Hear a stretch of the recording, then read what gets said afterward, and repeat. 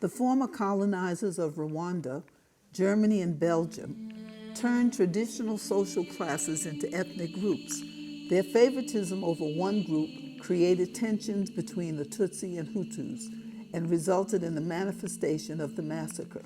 Between April and July 1994, genocide against the Tutsi continued for 100 days. Over 1 million Rwandans were brutally massacred by Hutu extremists. The United Nations estimates about 75% of Tutsis were slaughtered. The women you are about to meet are survivors of that genocide. They are the faces of forgiveness.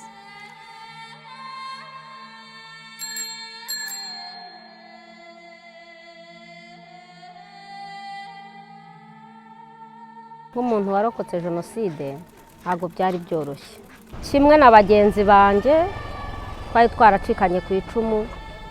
Ese wasangaga ibyacu ari ukumva twanywa tugasinda, ntabwo twari twitayeho. Nta n'icyo kumenya ubuzima buri imbere uko bumeze ntacyo twari twabonaga.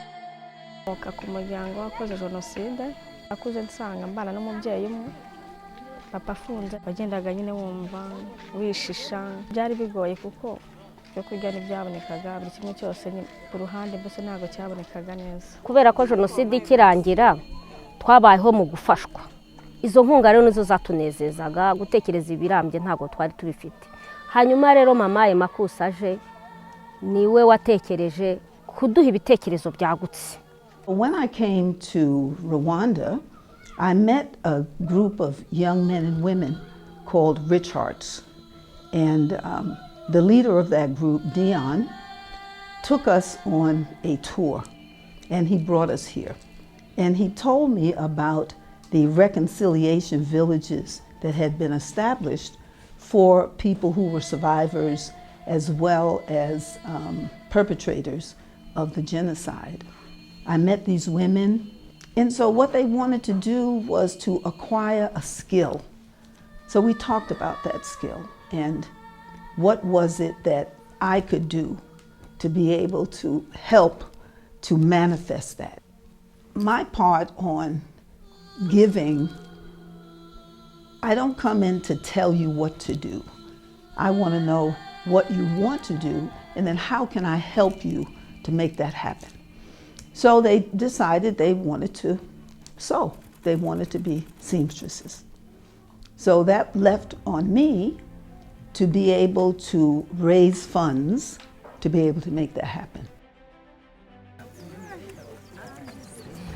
Haje kubaho umushinga wa Richard ufatanyije na Wanafrika bazinaha kudusura, babasha kutubaza ibibazo dufite.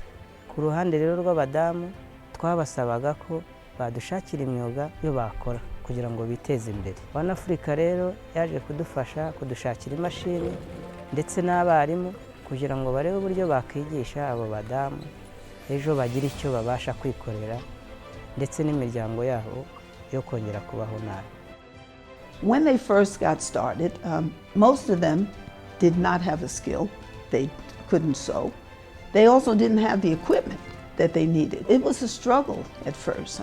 So we hired a teacher and our first instructor, which taught them the basics. Uyu mushinga wo guteza imbere abagore ba Rweru bigisha imyuga itandukanye, hari ubudozi, hari ubutaka, hari kuboha, bakomeza kwiga n'ubundi ibijyanye n'ubumwe n'ubwiyunge kuko baba bagomba kubera urumuri abandi bo muri uwo mudugudu.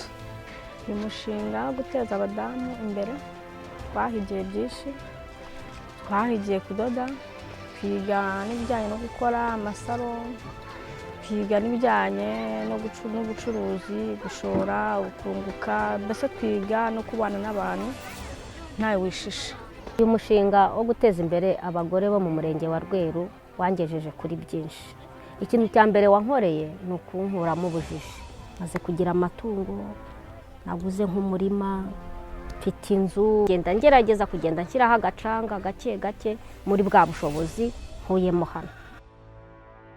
Imbogamizi zo ziracyarimo ni na nyinshi. Dukeneye ko kwagura inzu, dukeneye n'andi mamashini kugira ngo n'abandi baze kwiga. ikindi dukenera amasoko. Mu by'ukuri ibintu dukora hano turashaka ko bigera ku rwego mpuzamahanga. So what I've done is that I bought the property adjacent to this, in which we are going to build a 7-room facility, which includes childcare. We will have a storeroom, office, training room, stock room, and once they have finished with their training, all of that goes over to them. That is their permanent facility. Ejo rero hazaza hanjye mbona ari heza, nshingiye ku byo ngenda nkora nizigamira. Ni nacyo nifuza, nanifuriza n'umuryango, nanifuriza n'abagenzi banjye muri rusange, tukaba Rweru umugore witeje imbere wo muri Rweru ugaragara neza. The lives of these women, if we can manage to impact it positively, I'm sure it will have a better impact in the future. Well, one of the biggest lessons that I learned from, and I have to call them my daughters, was how to forgive. How do you tell me that you just killed my entire family, and now you're standing here saying, I want you to be the godmother to my kids? And when I asked, how do you forgive that? And what they responded was, in order for us to go forward, because unless you forgive, we can't move forward.